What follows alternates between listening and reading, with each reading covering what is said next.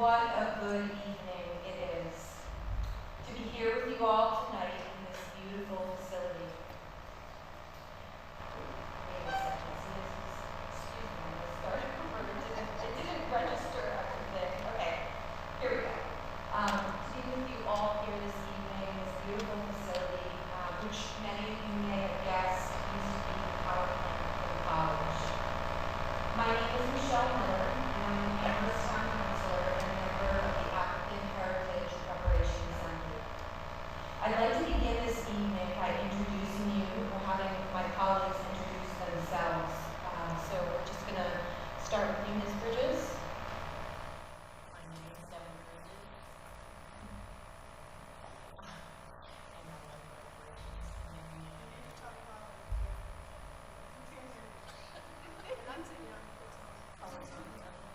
My name is Deborah Bridges. I'm with the Reparations Committee in Amherst, and I'm also the curator of the Civil War Talent exhibit in the Banks community.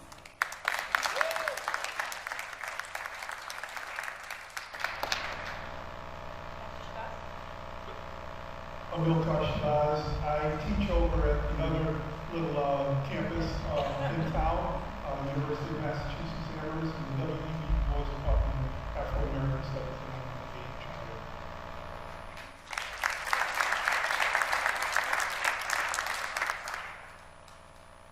Hello, I'm Ivana Mendes, and I'm a longtime resident of Amherst. I'm a arts program and arts consultant with the University of Massachusetts at the Men's Fine Arts Center, presenting music and theater and community programs that I've been over the years.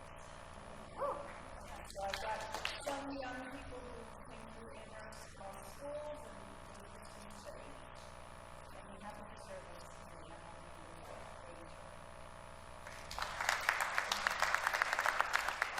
Good evening, everyone. My name is Hala Lord. I'm currently the Director of Community Wellness at 80 Acres, which is founded on Reparations, the law firm, a mutual aid center, and a school. And it will be housed in Amherst as of July of this year. And I'm a member of the AHRA. Thank you.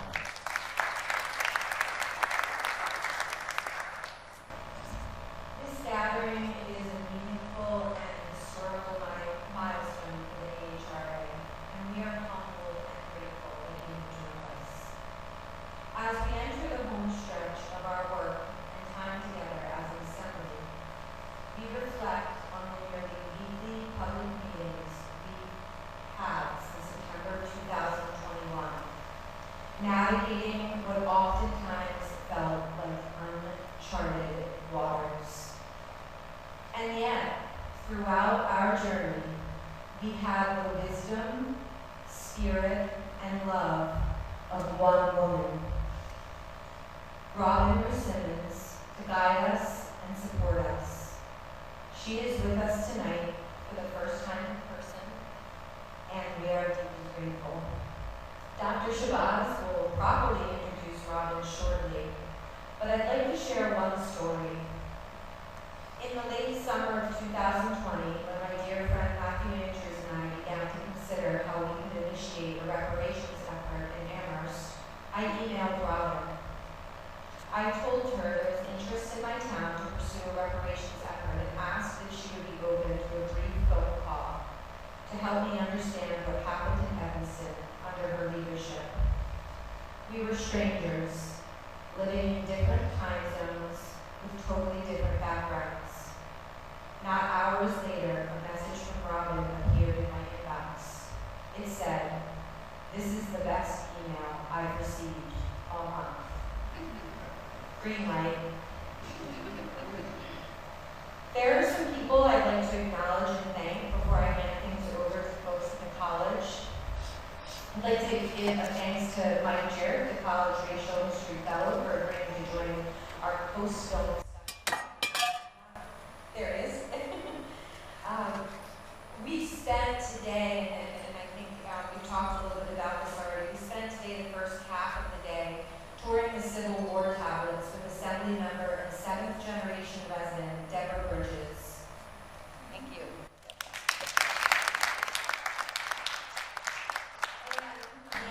And the Ancestral Bridges exhibit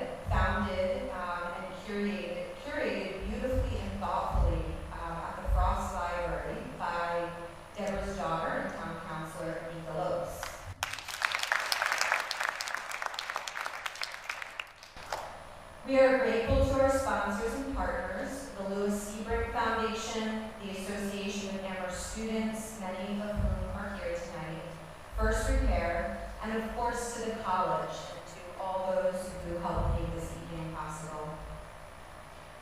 I'd also like to acknowledge our wonderful town staff, Town Manager Paul Bachman, Director of Diversity, Equity, and Inclusion Pamela Nolan Young, and Assistant Director of Diversity, Equity, and Inclusion Jennifer Boyston. I'd also like to thank Earl Miller, our Director of Press. If you are not familiar with Press, it's Community Responders for Equity, Safety, and Service.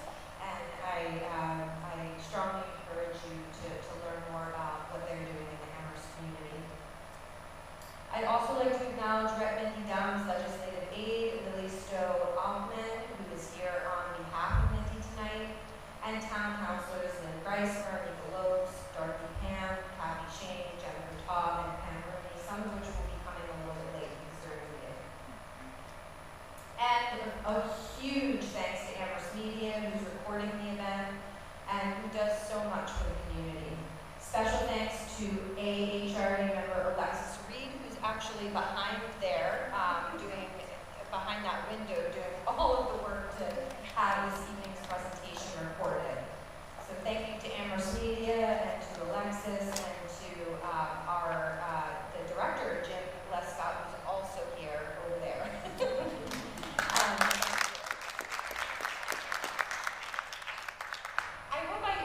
I did just quickly want to go back and say that Dr. Irv Rhodes, who is also an Assembly member, is not able to be here tonight, but I wanted to acknowledge him and that he's here in spirit. And I sincerely apologize if I missed anyone. Now I'd like to introduce you to one of my favorite people on earth. I really mean that, Cyrus. Talking to you. The president of the Association of Amherst Students, Cyrus Reed. Sometime last spring, Cyrus reached out to me, very similarly to the way I reached out to Robin, and said he'd like to learn more about the town's reparations effort and get involved more generally with the town. We've been collaborating since, and it's been a real pleasure. Cyrus is one of the most hardworking and dedicated people I know, and he's just an all-around wonderful person, and so grateful for our connection, so grateful that you have been leading this work of connecting our town with the college, and I just want you to know that all the work that you do does not go unnoticed, and really appreciate it.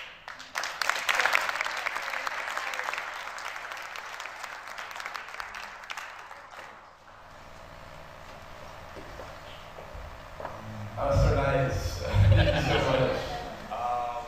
Yeah, I really appreciate it, Michelle. I'm so grateful to the African Heritage Reparations Assembly for putting on this whole event. I feel so lucky to be in the presence of social change and to be among the people who insisted it would come. To be in college at Amherst at this time is truly a special thing. And I'm so excited for the future of racial redress at Amherst, led by the collaboration between the AHRA, the town, Black Amherst residents, and Amherst College itself. Thank you so much for all of you Simmons for coming. Your contribution and presence are so deeply appreciated. It is my pleasure to introduce the Amherst College Chief Student Affairs Officer and Dean of Students, Angie Gasway. We've had the pleasure of having Angie here at the college for over 11 years, and there is no way I could ever explain the full impact of their work. What I can tell you for certain is that every day here, Angie's works hard. They're incredibly focused and outcome-driven. Their constant enthusiasm is beyond encouraging. It's been a repeated impetus for change. Above all, Angie cares, and I feel so fortunate to have worked with them for so long. Thanks for coming, Angie.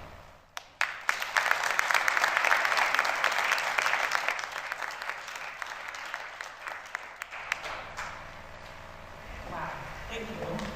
I feel the same thing. I'm like, oh, that's a lot to take in. And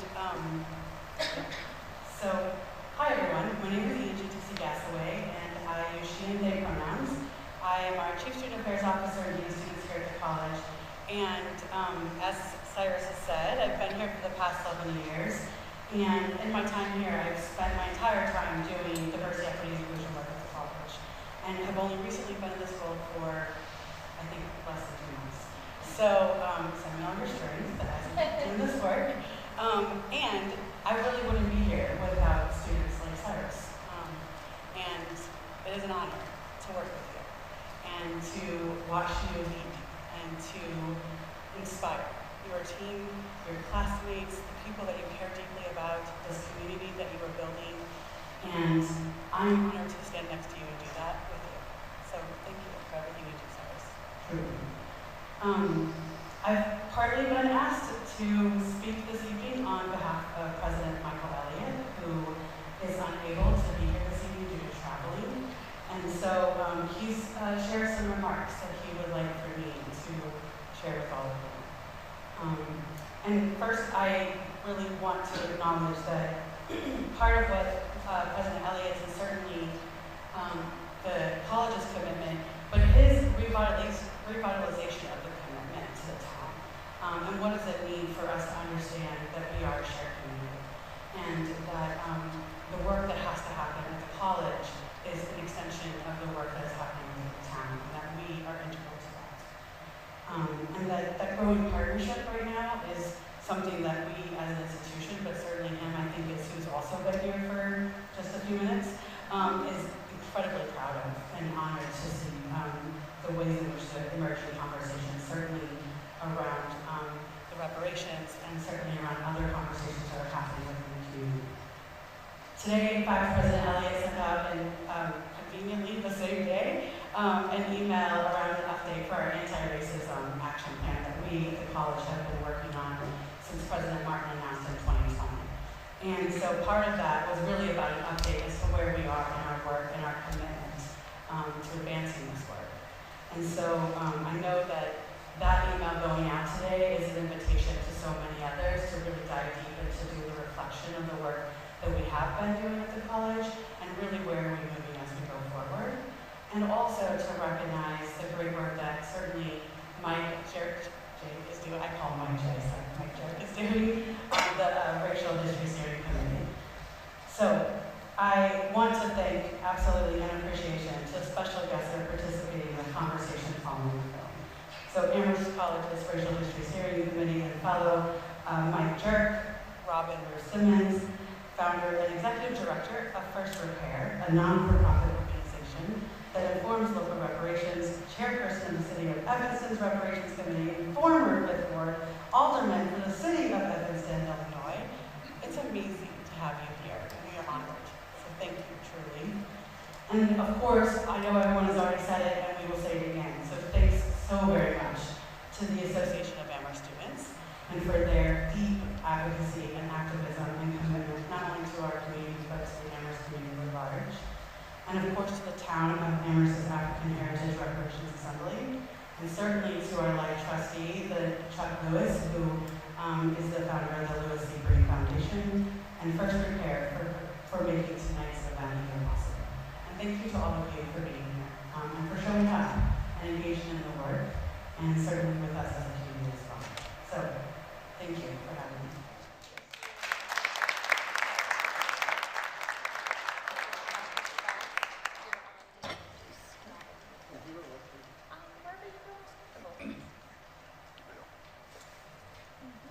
Stay on. Stay on. God of our weary years, God of our silent tears, thou who hast brought us thus far on the way, thou who hast by thy might led us into the light, keep us forever in the path, we pray. Robin Ruth Simmons is a deliverance for people of African descent in this country, helping us to not stray from the path. Her leadership in the fight for reparative justice has been that force we hear in the words of Lift Every Voice and Sing, what we call our Black National Anthem. She is that deliverance. And it is my honor to say just a few words in recognition of her and of what she has done. She is the founder and executive director, as you have heard, of First Repair, a not-for-profit organization that informs local reparations nationally. She serves as the chairperson of the City of Evanston's Reparations Committee and is the former 5th Ward Alderman for the City of Evanston, Illinois. In that city, she was born and raised in the largely segregated 5th Ward of Evanston, a city of 75,000 on the shores of Lake Michigan and the northern border of Chicago. As an entrepreneur, she launched and operated multiple businesses, including a bookstore in the 5th Ward that also offered free after-school programming, and a construction company in Evanston that employed Black tradespeople, developing dozens of affordable houses funded by the Illinois Neighborhood Stabilization Program. She continues to manage a handful of residential and commercial properties that she owns in Evanston. She served as alderman from 2017 to 2021, working on multiple committees. We know about those councilors that have to work on multiple committees. Right? And we were talking the other day, going in all hours of the night. She said sometimes 2 in the morning. 2 in the morning. I don't know if you're going to 2. You're going midnight, right? Lynn Bryson. Ordinances against that. Lynn Bryson was our ordinance, I think. She probably went to the ball and he called Payton and she said, okay, time to cut.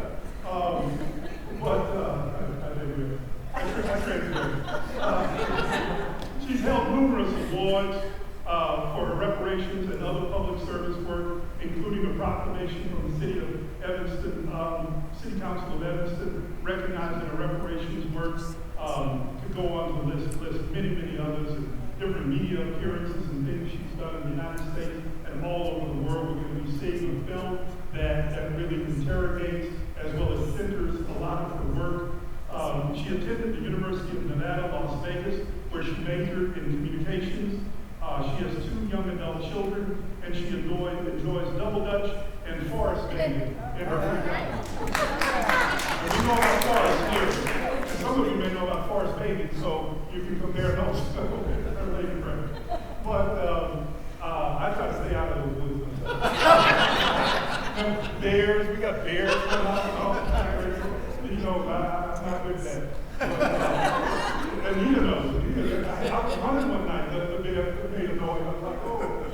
But anyway, I transgress again.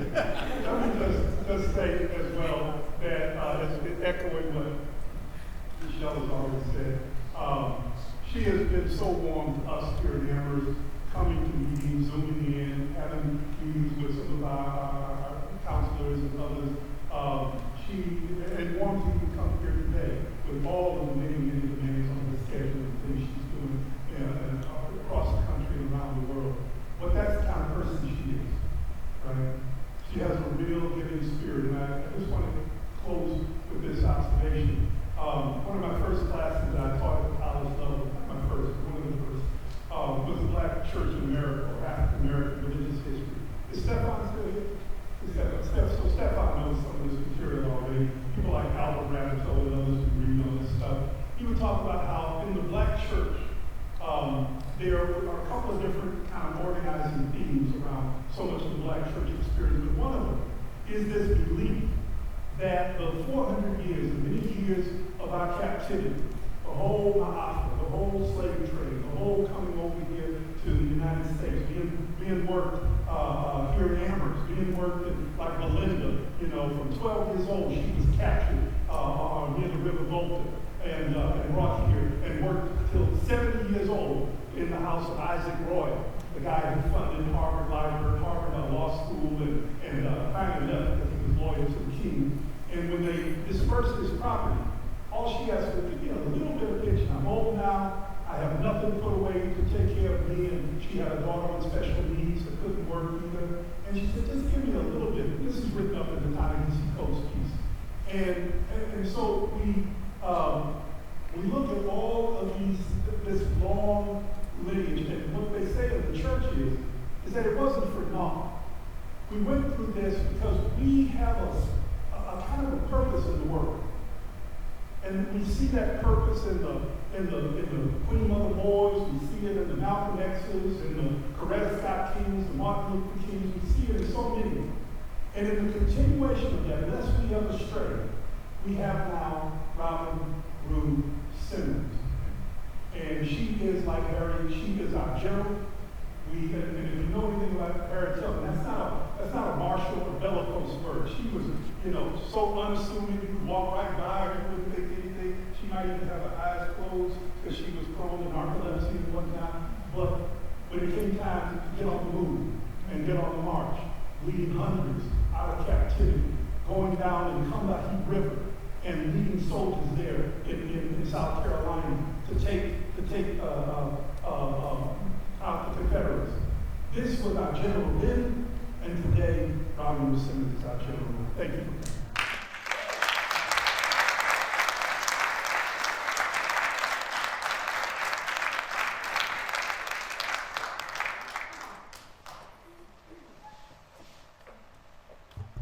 My God, thank you.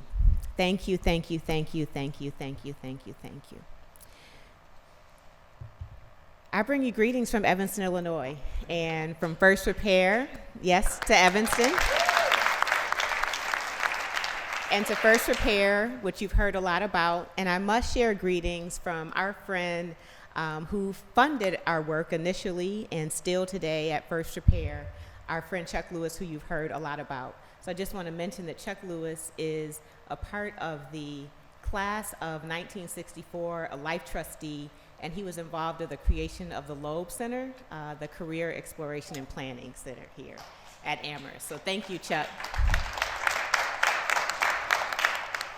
I didn't prepare for this trip. I didn't prepare any remarks. I really came feeling like I was coming home. So please excuse me being very casual. Thank you, thank you. I feel that way.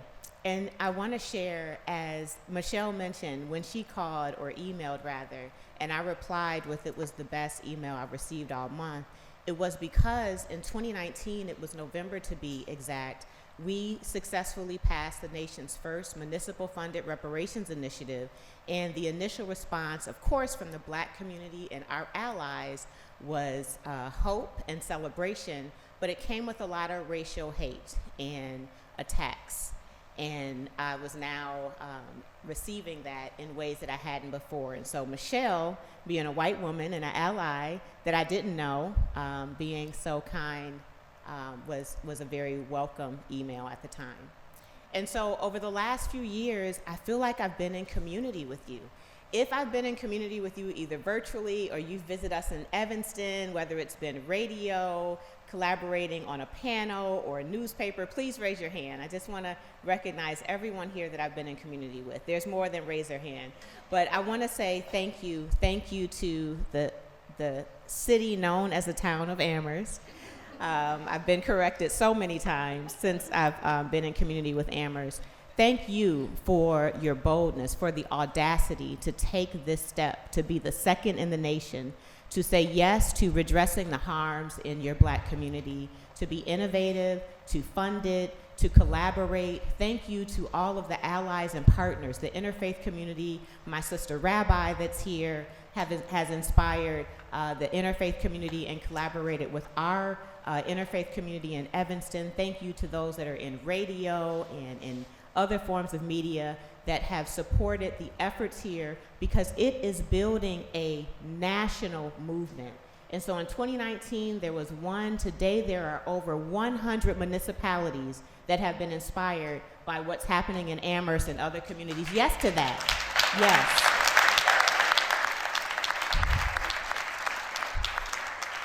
There are over 100. There are near 40 communities that I've been in myself personally. And so we work together. We meet monthly.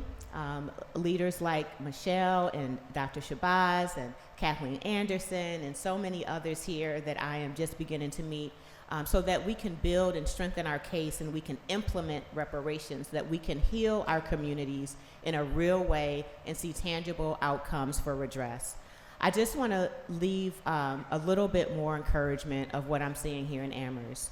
To see the community engaged, to see an incredible city staff, including your city manager.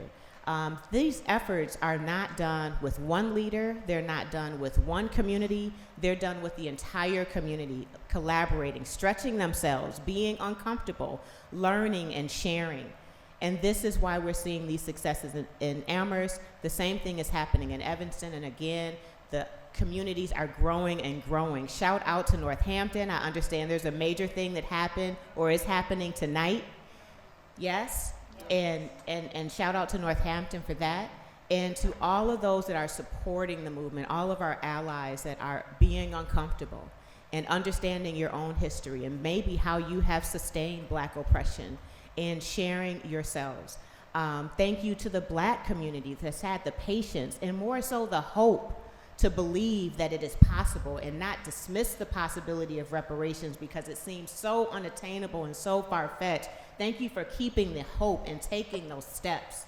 Those steps, we are building on these steps. We are building momentum for a national movement, and our local efforts are inspiring international hope for reparations.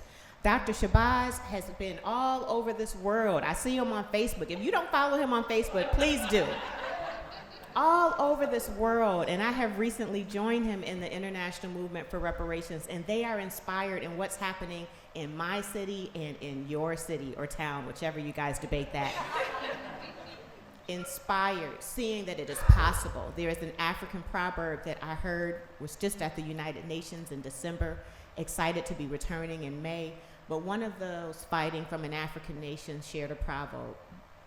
A little becomes a lot. It was a longer proverb than that, but a little becomes a lot. And so let's not delay on reparations or not take a first step because we can't get to that $12 trillion number or that federal bill or what full repair looks like. Let's take a step at a time. Let's build momentum, tangible steps. What we're seeing is these small steps are healing our cities. It's healing our city. Is it healing your city? It is healing our cities. We are growing. We are seeing outcomes. We can't measure the wealth gap any differently yet, so I will acknowledge that. So the debate about if it's closing the wealth gap today, no. But is it making a difference? Absolutely. Can we build on it? Absolutely. In Evanston, it was $10 million in 2019. A few months ago, we passed an additional $10 million.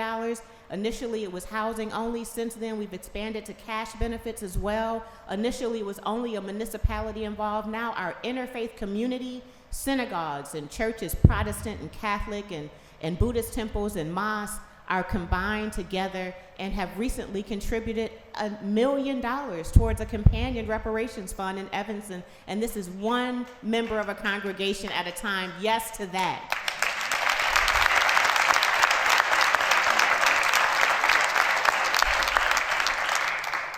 So I just want to say, so happy to be here. I want to come back. I feel like this should be a part of my wellness plan coming to Amherst because you guys are so warm and so welcoming.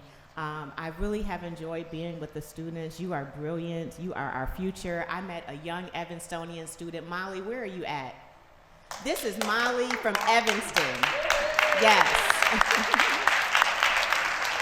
And Molly from Evanston is going to be graduating very soon from Amherst and has an interest in continuing in a career path on social and racial justice. Her career started as a founder of Evanston Fights for Black Lives in Evanston, Illinois, before she even came to Amherst. And I just want to say thank you, Molly, for keeping your fight strong, and congratulations in advance on your graduation from Amherst College. Lastly, I met another family that is from Evanston. Dr., where are you? Your name again? Dr. James McClure is also an Evanstonian. He now lives in Amherst, and I want to say I'm so happy you came out here to this event tonight. And his daughter as well. And I'll leave. I'll say this one last thing. I'm currently a resident Pritzker Fellow at the University of Chicago Institute of Politics. And I can't tell you how meeting with students, teaching them, instructing them, and having one-on-one office hours, how much that has given me hope for what we will see, the possibilities of repair, justice, healing, empowerment, liberation, getting to the mountaintop together. And so I'm just so encouraged to be here at Amherst and to be led by you and your colleagues on the Senate. And thank you all, and enjoy the documentary.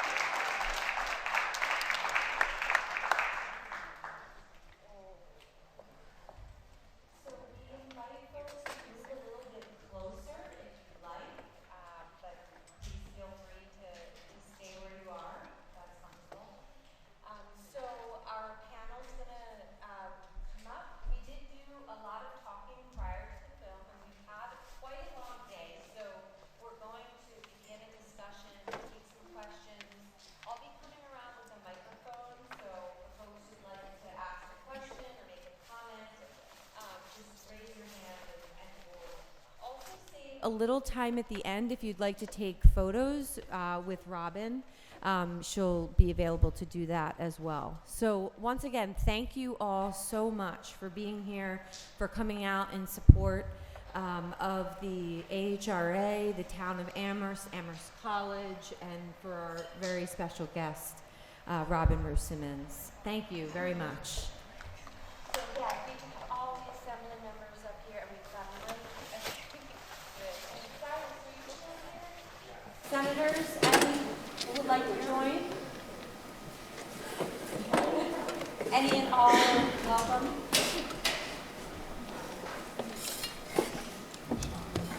So, I do like the tutorial on the microphone and everything. Like, do you know how to use these microphones? Yeah, so,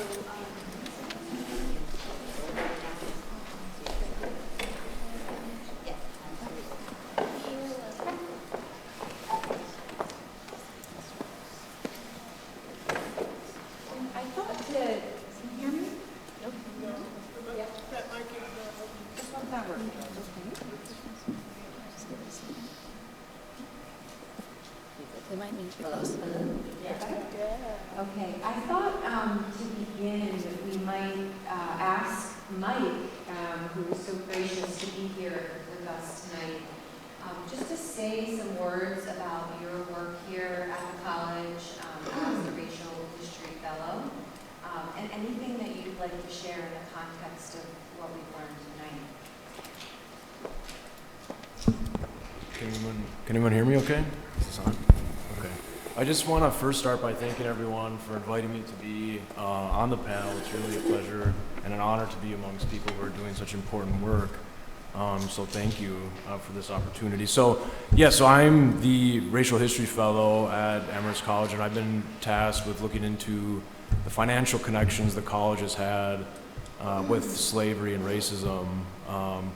And so I started doing this research in the beginning of September of 2022, and I really picked up on some of the research that the archivist here, Mike Kelly, and some students had been doing before I came.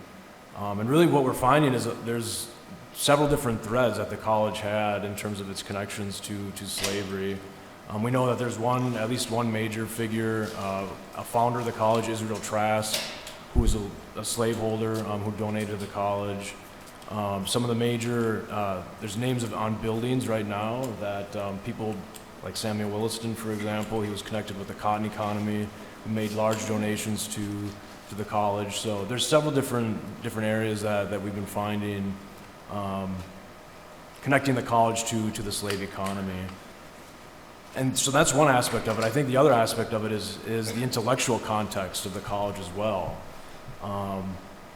What we see in the 1820s and 30s especially is a movement on campus, that was called the American Colonization Society. It was a movement that was comprised of both Northerners and Southerners, predominantly white men, and it was very popular on Amherst College's campus. And fundamentally, the idea that underpinned that movement was the idea that black people could never be equal to whites, and therefore they had to leave the country.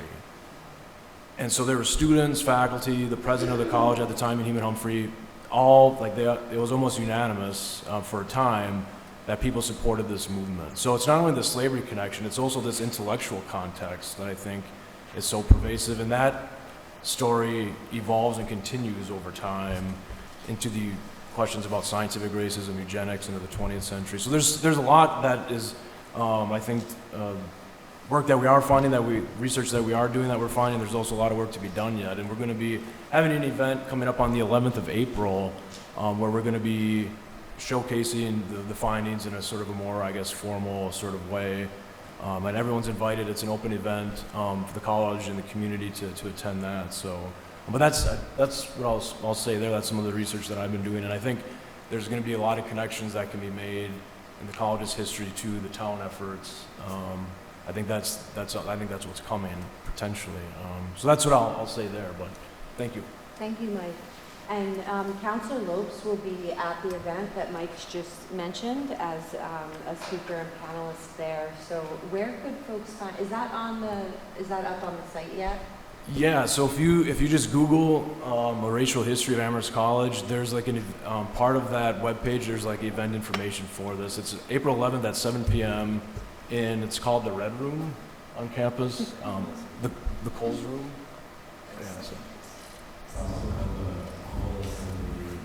Yeah, so that's where that'll be. Yeah. I'm going to come out and take questions. I just briefly want to, before we do that, acknowledge one person in this room that was integral in, there are several actually in this room that were integral in the research that we did as we worked on learning about our history. And that's Mattia Kramer, who's sitting right here. I just want to acknowledge with deep appreciation. Mattia is an alum. And we also have Anita Sorrow and Jeff Gold here. So I just wanted to really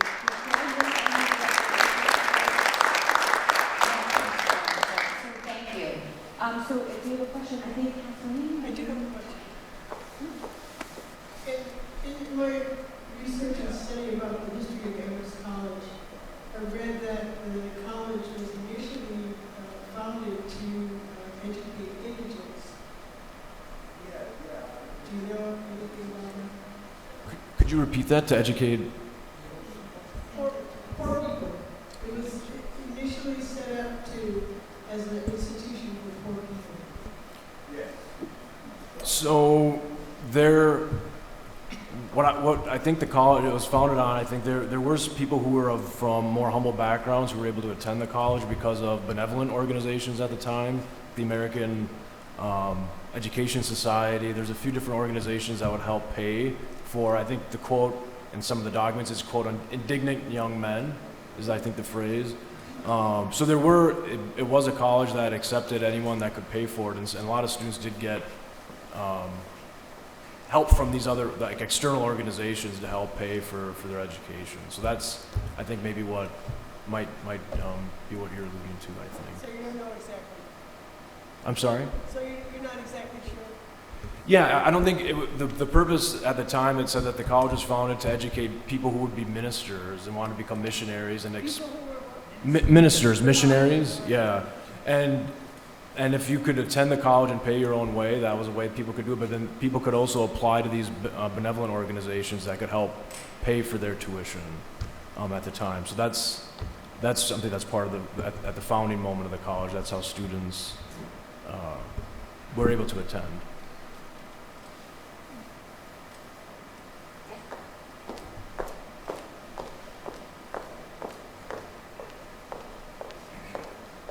Good evening. Thank everyone for the work on bringing these debates and conversations before and pushing that issue. That documentary was wonderful, and I commend you for your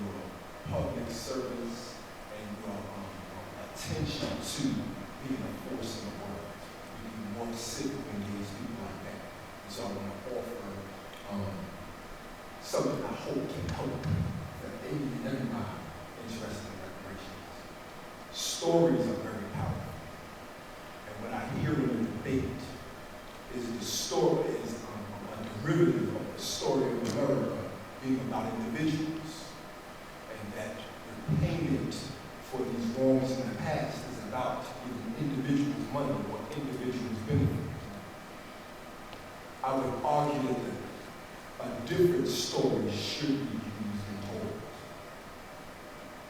America is an amalgamation of talents, and I lay claim to the fact that as a descendant of the enslaved people, we were victims, we built this. And then all the generations that have come since us have benefited from what we built and continue to. There's a strong push right now to try to control narratives and stories. We should not have CRT, because when we hear stories about what really has happened, what the history really is, it's important to push against that. But the importance or the reason it's important shouldn't be lost. The reason it's important is because the value that the descendants and the enslaved and the descendants of the enslaved bring and continue to bring to this country, made America, that value is always underestimated and ignored because of the story of individuality. I hear you, Mike, describing the history and connections to slavery. But I think amongst your alumni here was a black man, Dr. Charles Drew, who discovered how to store blood. The value of that to this country and to the planet can't be quantified in numbers. And so the story should be that despite what people consider victimization, we've made this country great. And the country can be moved to offer reparations. Doesn't even feel right in the story I'm telling you. But can be moved to invest in its people. Because if this is what its people can do when they are actively set apart, this is what its people can do when they're enslaved. This is what their people can do when they are under redlining and Jim Crow. Imagine what would happen if you treated these people with a modicum of dignity and respect. The value on that is not an individual thing, right? The men that we saw in the documentary and the women that describe how painful it is to be dehumanized and undignified. The story should be flipped, that the country would be far superior if we offered that dignity, because without that dignity, these people have brought us this far, like you said earlier. So I just want to offer that. That's not a critique, that's just my 2 cents on how the debate can be framed to avoid the who gets paid, how much is this really all this for, if it is put under the rubric of America getting better, not America repaying debts. That would, I think, help a lot towards the debate and eliminating a lot of the smoke and the mirrors. What do you think? I appreciate, I appreciate and I agree. And I'll tell you one thing that I don't even think this is working. So,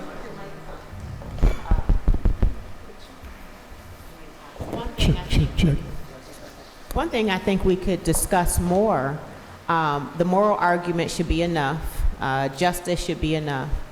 But if we look at the public benefit to repair, how reparations, how restoring, healing, empowering a black community does that for the entire community. I believe we can get further along in building consensus and lessening the debate about who and why and all of those, really what I think are false debates, because all forms are needed. When I began this work in 2019, it was one single report that really brought clarity to me on how to establish the argument, not the moral argument, but really why it makes sense. And it was the cost of segregation report. It was done by the Metropolitan Planning Council. I'm sure there's many other reports like that, but it showed the segregation in Chicago. And if it were addressed, if segregation and discrimination were addressed in Chicago, how it would be a multi-billion-dollar increase to the local GDP, how there would be tens of thousands more college degrees and $1 million more household income in Black communities and reduce neighborhood violence and so on and so forth. And so that, I think, would broaden the conversation and make it make more sense for community members that aren't there yet, and how it is a public benefit for all.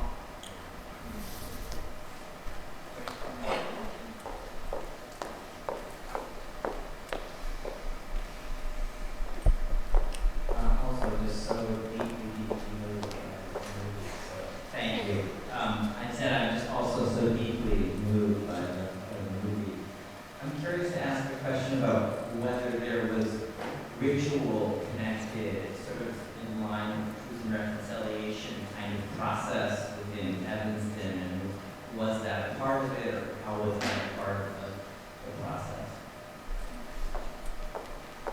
So thank you for the question, and I apologize, I would never be so rude to be texting, but my daughter, who you saw in the documentary, she turns 25 tomorrow, and she's headed out to dinner, and her catalytic converter got stolen, so she's trying to, yeah, so that's happening right now, but I got her Uber from here, and we'll figure that out. So the question about reconciliation, will tell you that that was one of the, first of all, there were many recommendations, like here, like every other city, we're hearing now about the boldness of San Francisco and their $5 million reparations recommendation.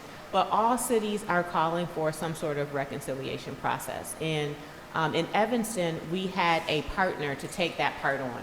I was very clear about wanting a sort of a more tangible, measurable way to address reparations for the Black community, and not so much focus on the white community getting there.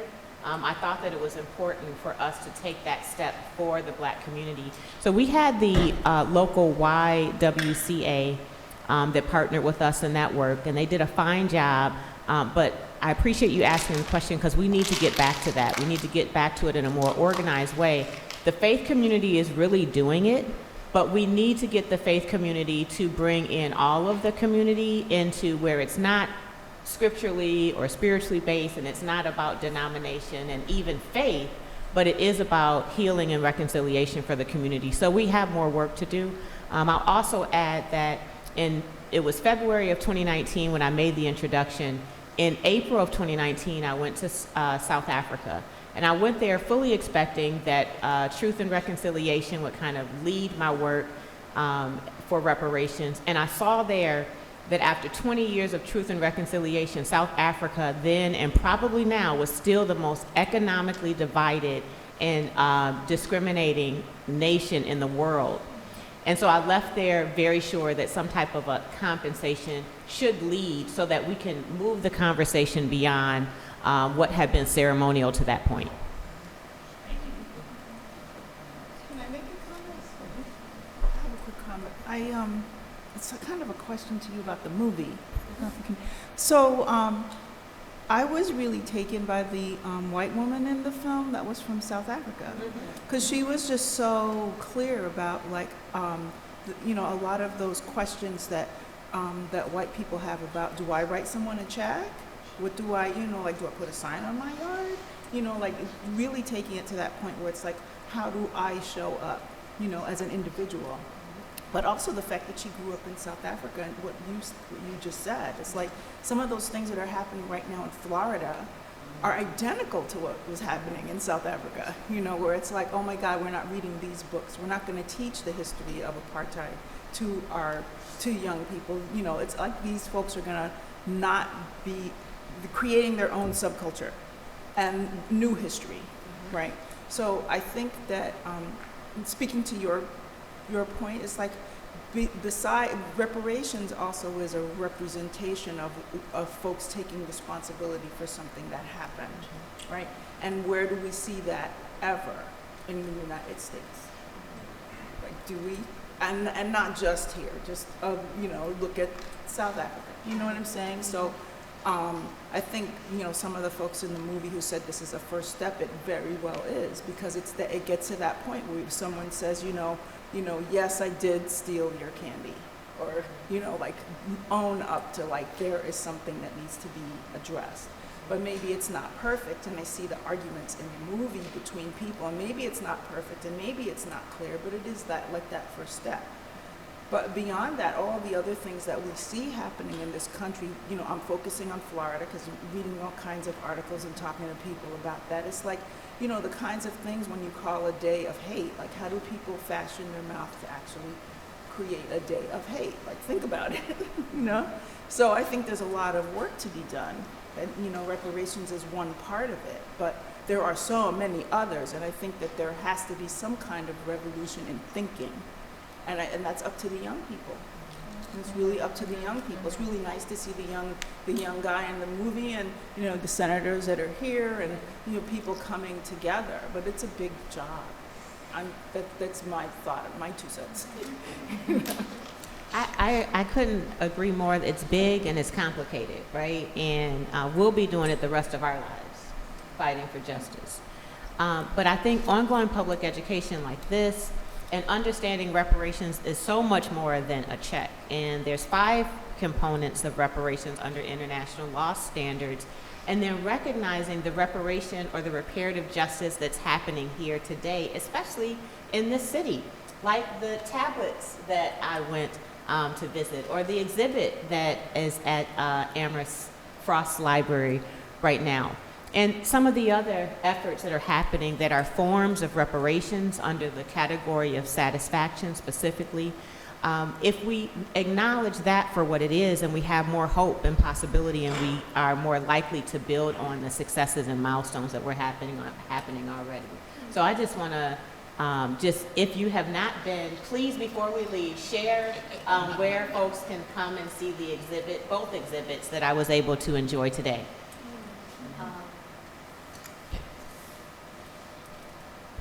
The Civil War tablet exhibit is at the Bangs Community Center, that's 70 Boltwood Walk, and it's downstairs, and I'm there Tuesday, Wednesday, Thursday from 10 a.m. to 3 p.m.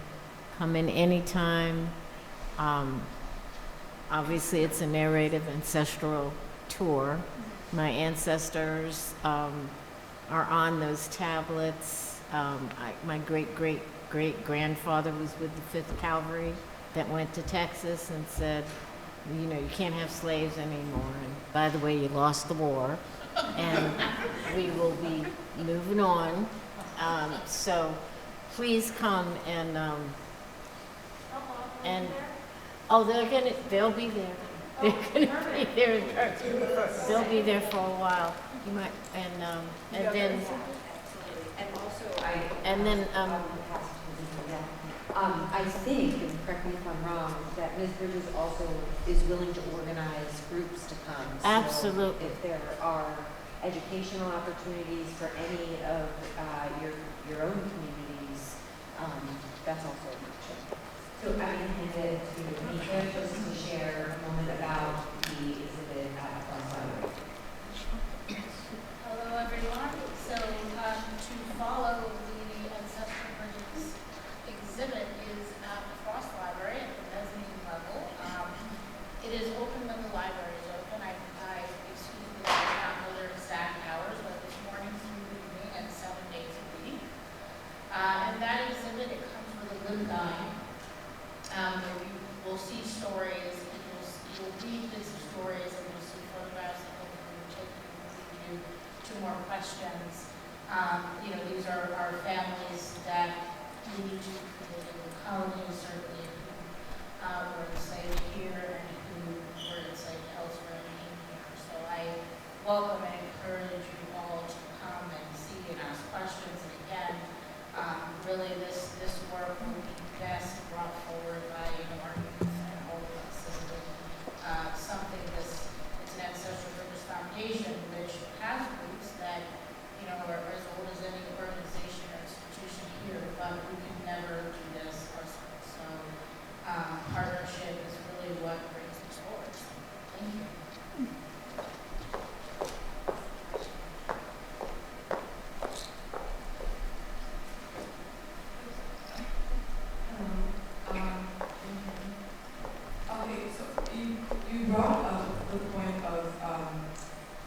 I cannot speak English. But you brought up young people, and that was the kind of question I had in my mind, because we were just at college. And the one thing that was really interesting, and from my background, I've been in predominantly African-American spaces for most of my life. I'm Nigerian, so there's one sometimes. Speak into the mic louder. Oh, sorry. Yeah, we can't hear you. One thing that I've noticed a lot is racial literacy, and racial literacy includes ignorance, especially among the young people who want to do good, but aren't fully aware of kind of where to operate. And we are very passionate. We are very passionate about the work. We're very passionate about making a change. I guess how do we go about educating young people to kind of carry on the work and to keep doing the work? How do we do that? Is what I'm curious about.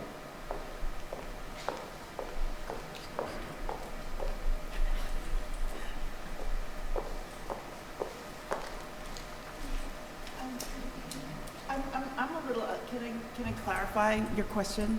Yeah. You said you asked like, how do young people carry on the work?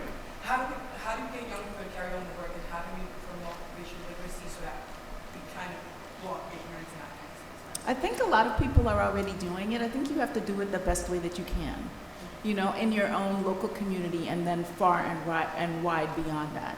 You know, so, you know, they used to have this thing, you know, think locally and act globally kind of thing. The other way around, yes, sorry.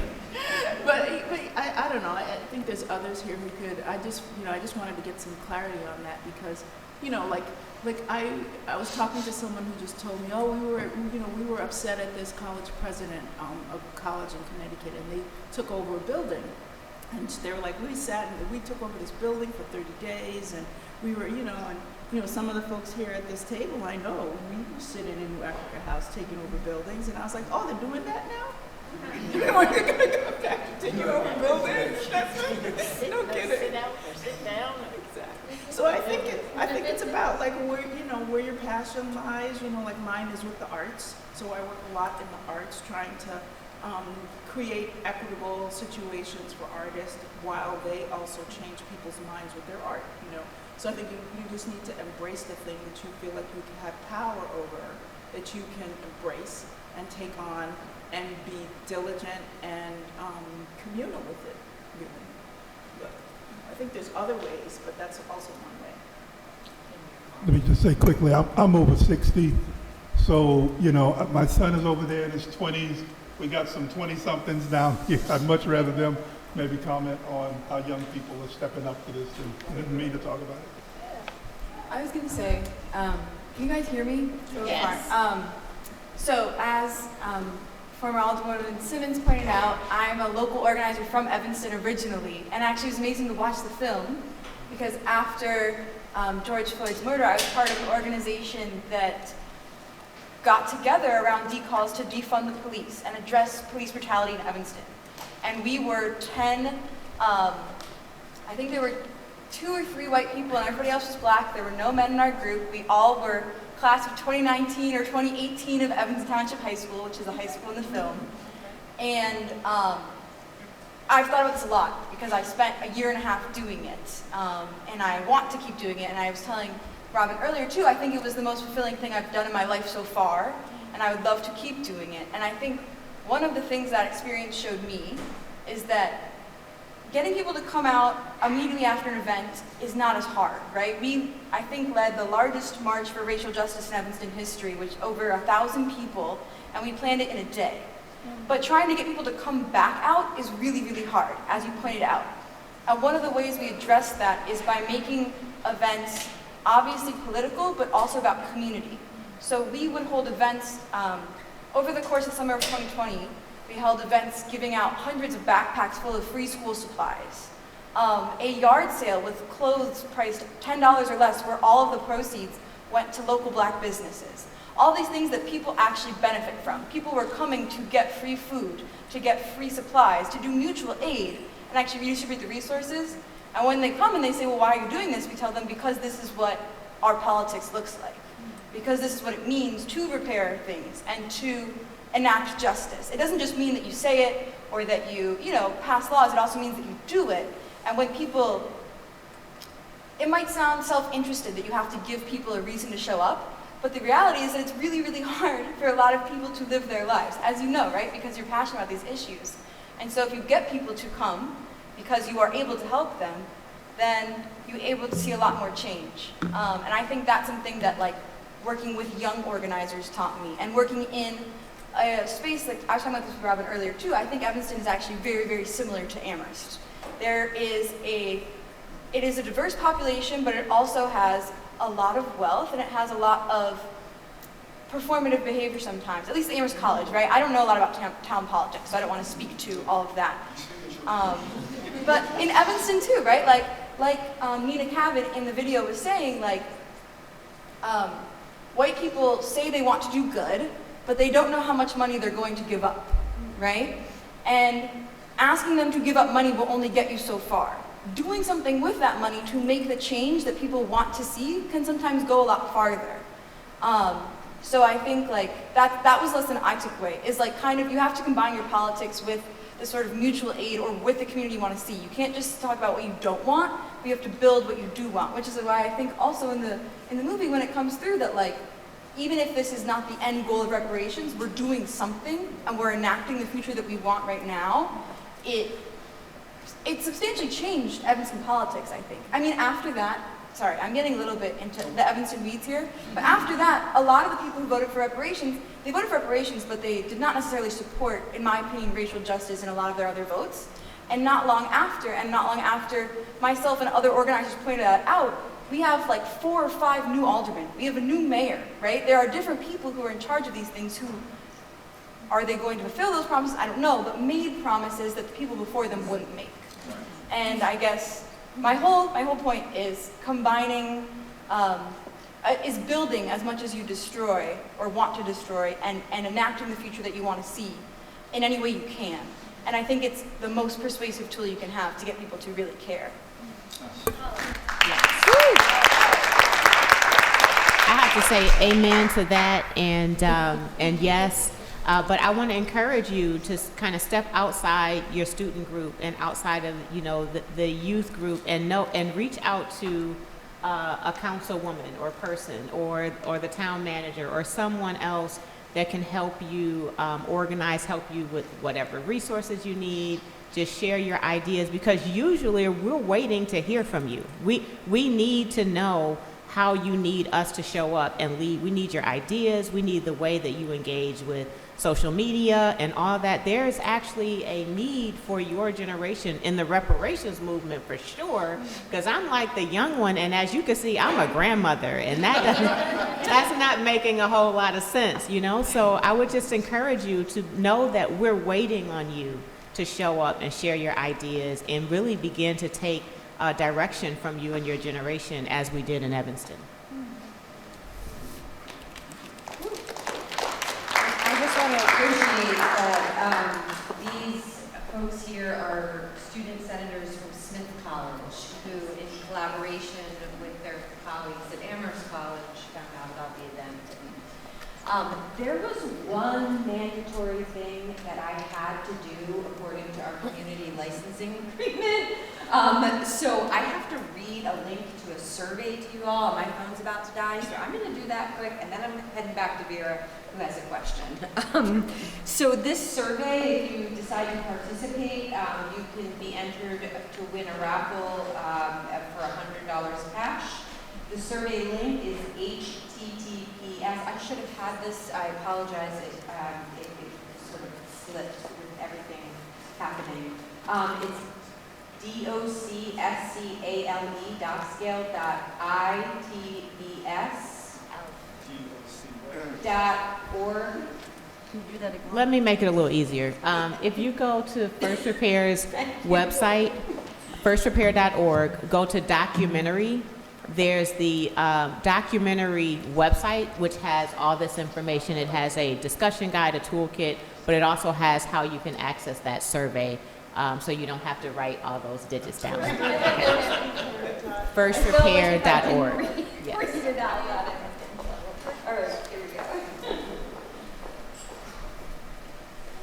I really want to thank Robin for coming here to our community and to inspire us in person. My name is Vera Geronimo Cage. I live in Amherst. My family. I'm also the board president for Amherst Media that is filming this event.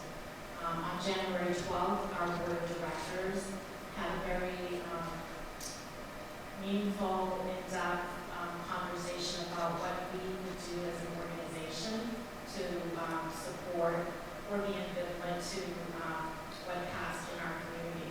And so we decided as a board to be present at these gatherings for truth telling and sharing, to be able to document that for our archives and for change. I was struck by the documentary you mentioned, your salary of $15,000 a year when you were alderman. That's an elected office. And in our local community here, our town, there's a stipend. We have 2 counselors here that I know in our gathering here. And I think that that's something that we're grappling with at this moment too, is because, we have an election coming up this year, and who are we attracting to run, right? When the stipends are so, what is it, a few $1,000 or something? 5,000. And so we want the best, folks to run, and you're, I think you're born in 76, am I correct? Yeah. Yes. And I think, we as a town, we have a majority women-led council. There's only one man there. And I think that I'm seeing our opportunity and power even more now than ever before to implement and push for the changes that groups like the Community Safety Working Group and the current Community Safety Social Justice Committee, that we're talking, that, those folks are talking about. I'm really impressed that our town manager is here to listen and to observe, and I think to figure out his role in this history making. So thank you for coming to our community and inspiring us. I really feel the energy more so than ever before. Thank you. Thank you. So one thing that I did learn about being in office and serving out of office and then learning from those that were making demands of me while in office is that there are many ways that you can be a part of change. And it doesn't necessarily have to be in an elected role. Because of my life circumstances, to work 50 hours for that compensation just didn't fit for me and my responsibilities.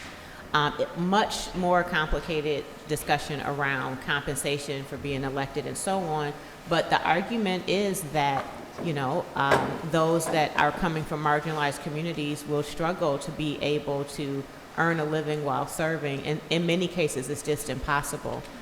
In my cases, I worked 40 hours, commuted 2 hours a day, served 40 to 50 hours after work, weekends, and I committed to a term because I knew that's the capacity that I would be able to do that.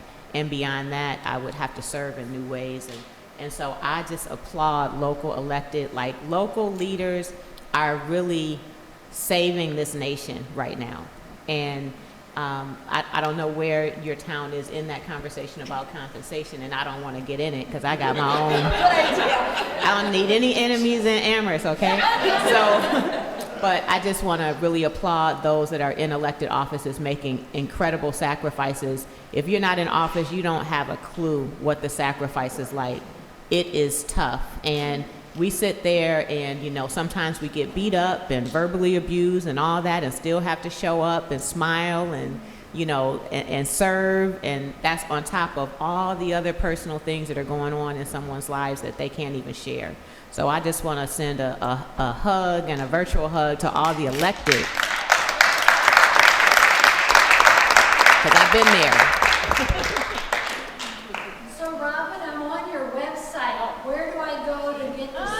Do you see a tab that says documentary? Yeah. If you go there, and do you see does it say the what you call it? The Big Payback. The movie. Discussion guide and reparations tool.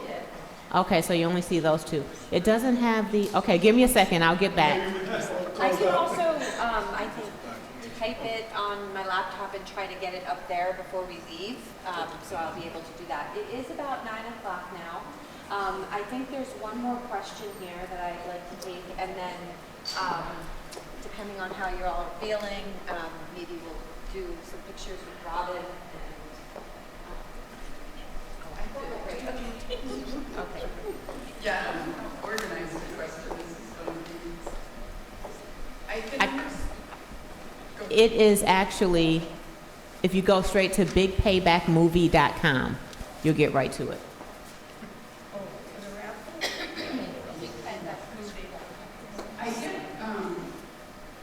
I can see a path forward for how to get white people who are inclined towards reading and thinking historically on board.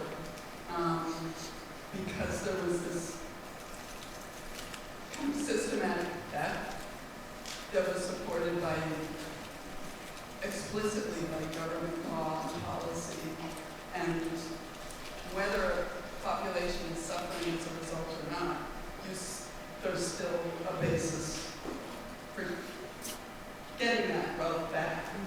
You know, like when Nazis stole art, people didn't have to prove they were suffering to say, hey, give it back.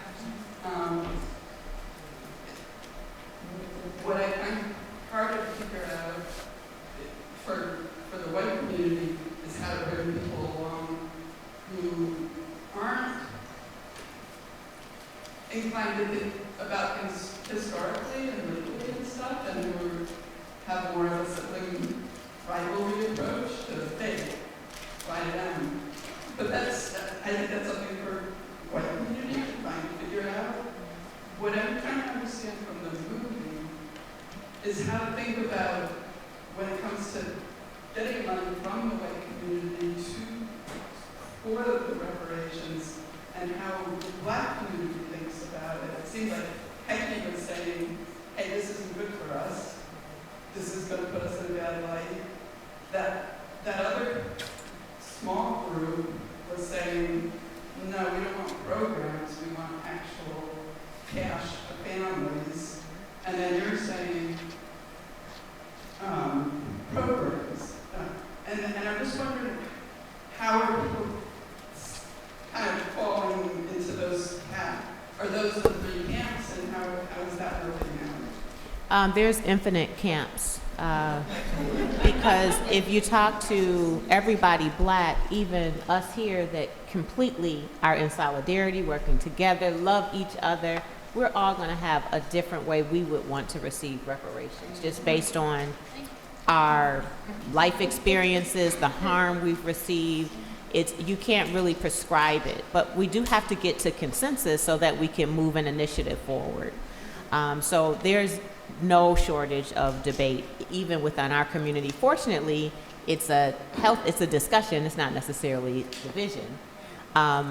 And then, the cash and so you said something I want to clarify. You said I support programs, not cash. I support every form of reparations because we have been harmed in every way historically, and we're harmed today because racism is still baked into our policy, our programs, and so on. So there's no other way to move forward than to be in consensus and understand that it is a complicated, protracted process, and we have to take steps, tangible steps, and build on them. But if we say that we can't move forward until we have unanimous understanding and what the form is, what the dollar amount is, all of that, we will never move forward. And so we're seeing even a premature debate with H.R. 40. H.R. 40 has been in Congress since 1989, has not had a House vote, and the whole nation is arguing about what forms and who's owed and all this, and we can't even agree to study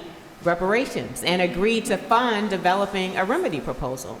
So we have to be at a place where we're able to move forward with consensus, respecting each other's opinions, agreeing to disagree, looking at other ways that we can implement reparations. So it may not be cash, but it could be storytelling or monuments or archives and other forms so that we can get there.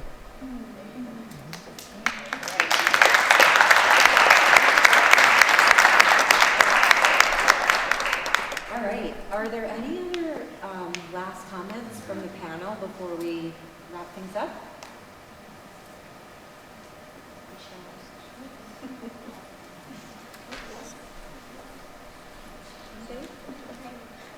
Well, thank you all so much again for being here tonight. It was a really special and meaningful and wonderful gathering.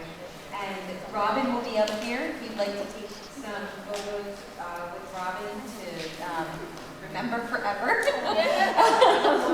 Please feel free, and thank you to the whole panel, senators. Mike, thank you, of course, to the amazing assembly members, and have a wonderful night.